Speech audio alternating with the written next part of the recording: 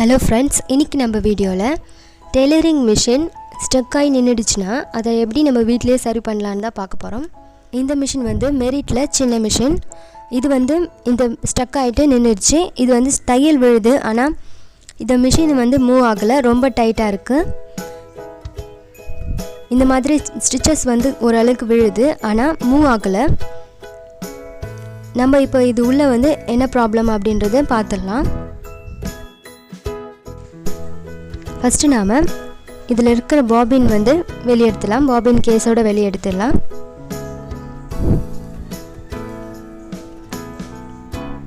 Next நாம இந்த thread பிளேட்டை ஸ்க்ரூவை லூஸ் பண்ணிட்டு இந்த த்ரெட் பிளேட்டை நம்ம ரிமூவ் பண்ணிடலாம். இந்த த்ரெட் பிளேட் எதுக்காகனா நம்ம தைக்கும் போது துணியில் இருக்கிற டஸ்ட் பார்ட்டிக்கல் இல்லைன்னா நூல் வந்து கட் ஆகி அந்த ஷட்டில் போர்டுக்குள்ளே விழக்கூடாதுன்றதுக்காக தான் இந்த த்ரெட் பிளேட் வந்து வச்சுருக்காங்க. ஆனால் இதையும் தாண்டி நம்மளுக்கு சில சின்ன சின்ன டஸ்ட் பார்ட்டிகல்ஸ் வந்து இதுக்குள்ளே விழும். பார்த்தீங்களா, இவ்வளோ டஸ்ட் பார்ட்டிகல்ஸ் வந்து இதுக்குள்ளே இருக்குது. அதனால தான் நம்மளுக்கு ஸ்டக் ஆகுது மிஷின்.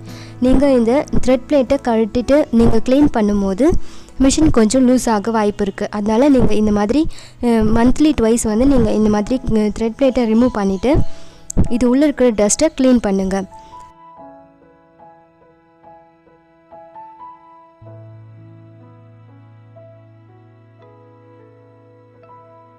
இப்போ வந்து நம்ம துணியால் க்ளீன் பண்ணியாச்சு. ஆனாலும் இதுக்குள்ளே சின்ன சின்ன டஸ்ட் பார்ட்டிகல்ஸ் இருக்குது. அதனால நீடில் அதாவது ஊசி வச்சு நம்ம இது உள்ளே இருக்கிறத கை உள்ளே நுழையாது இல்லையா, அதனால் ஊசி வச்சு உள்ளே இருக்கிற டஸ்ட் பார்ட்டிகல்ஸை நம்ம வெளியே எடுத்துடலாம். இந்த பல்லாக இருக்குது பார்த்தீங்களா, இதுக்கு பேர் ஃபீட்பேக். இது வந்து நம்ம துணி தைக்கும் போது துணியை முன்னாடி நகர்த்தி கொடுக்குது.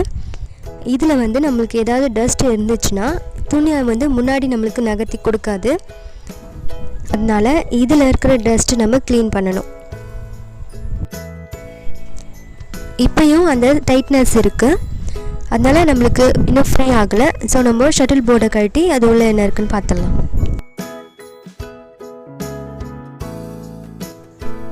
இந்த மாதிரி இதில் 2 ஸ்க்ரூ இருக்கும்.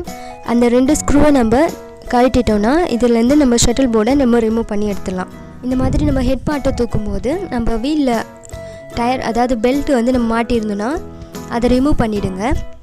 ஏன்னா அது இருந்துச்சுன்னா நம்மளுக்கு தூக்கம் வராது. அப்படியே நம்ம தூக்கணுன்னா பெல்ட் வந்து லூஸ் ஆகிடும்.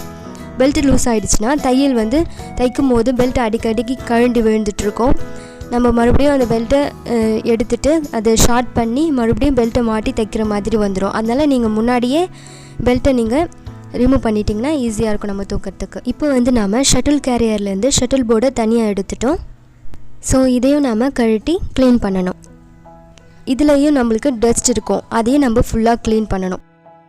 இப்போது இந்த பெரிய நெட் இருக்குது பார்த்தீங்களா, இந்த பெரிய ஸ்க்ரூ வந்து கழட்டிட்டு இதில் இருக்கிற ஒரு பிளேட்டும் நம்ம தனித்தனியாக எடுத்து வச்சு க்ளீன் பண்ணலாம்.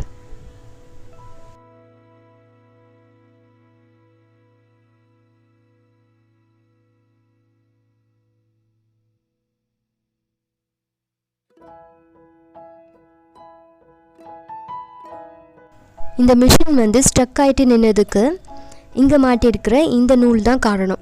இந்த மாதிரி ஏதாவது நூலோ இல்லை வேறு ஏதாவது டஸ்ட் பார்ட்டிகல்ஸோ உள்ளே வந்து இந்த மாதிரி மாட்டிகிட்டு இருந்தால் இந்த மாதிரி தான் நம்மளுக்கு மிஷின் வந்து ஸ்டக் ஆகிடும். இந்த ஷட்டில் போர்டை நம்ம நல்லா க்ளீன் பண்ணிவிட்டு இதில் நம்ம மிஷின் ஆயில் கொஞ்சம் விடலாம்.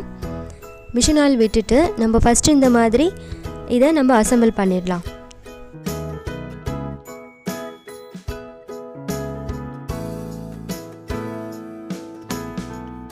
வந்து ஷட்டில் ரேஸ், இது வந்து ஷட்டில் போர்டில் இருக்கும். இதில் தான் நம்ம பாபின் கேஸே வைப்போம். இதுலேயும் நூல் சுற்றி இருக்கிற வாய்ப்பு இருக்குது. ஸோ இதில் இருக்கிற நூலையும் நம்ம க்ளீன் பண்ணிடணும். இது வந்து சின்ன மிஷின்றதால இதில் இருக்கிற ஷட்டில் ரேஸ் வந்து சின்னதாக இருக்கும், அதாவது அரை வட்டமாக இருக்கும். இது வந்து அரை வட்டத்தில் தான் சுற்றும்.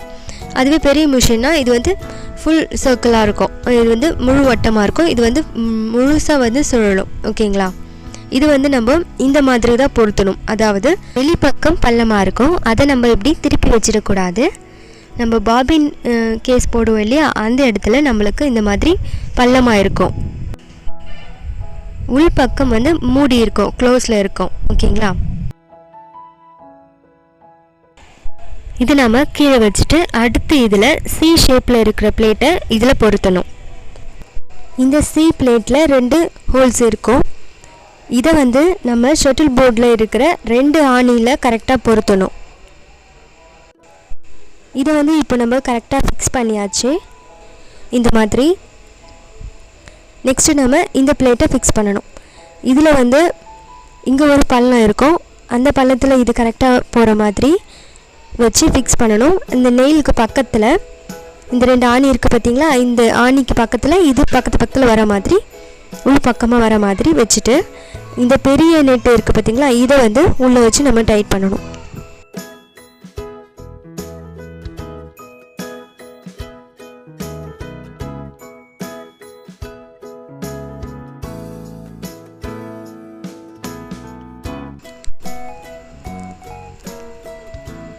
ஓகே, இப்போ நம்மளுக்கு இது டைட் ஆகிடுச்சு. நெக்ஸ்ட்டு நம்ம இதை ஷட்டில் கேரியரில் ஃபிக்ஸ் பண்ணணும்.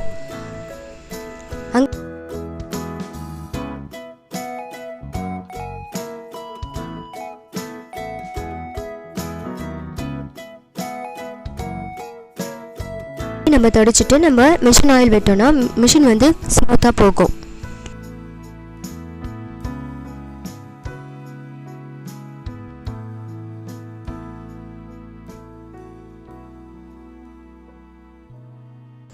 இந்த ஷட்டில் போர்டை நம்ம ஃபிக்ஸ் பண்ணும்போது நம்ம கவனிக்க வேண்டியது, நம்ம ஷட்டில் போர்டில் இருக்கிற இந்த பாபின் போடுற இடம் வந்து நம்மளுக்கு மிடில் ஆஃபில் இருக்கணும். இந்த பக்கம் நம்மளை பார்த்த மாதிரி டைரெக்ஷனில் இருக்கணும். அதே மாதிரி அதுலேயே, அதாவது ஷட்டில் கேரியர்லேயே ஒரு வளையம் இருக்கும், அது வந்து ஆப்போசிட் டைரெக்ஷனில் இருக்கணும்.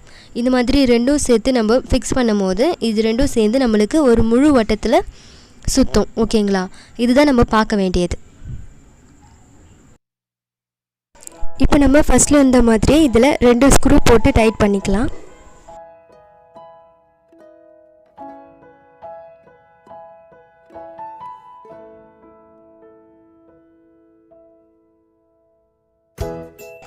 அதே மாதிரி நம்ம த்ரெட் பிளேட்டையும் ஸ்லைட் பிளேட்டையும் நம்ம இதே மாதிரி தொடச்சிட்டு ஃபிக்ஸ் பண்ணிக்கலாம்.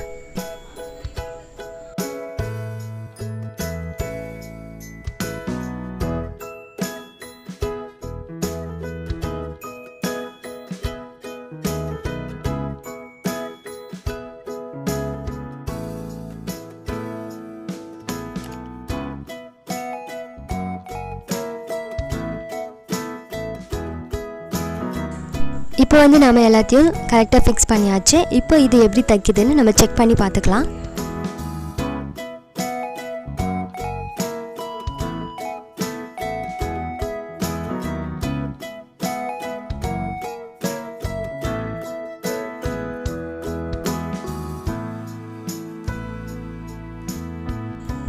இப்போ இந்த மிஷின் வந்து ரொம்ப நல்லாவே தைக்குது.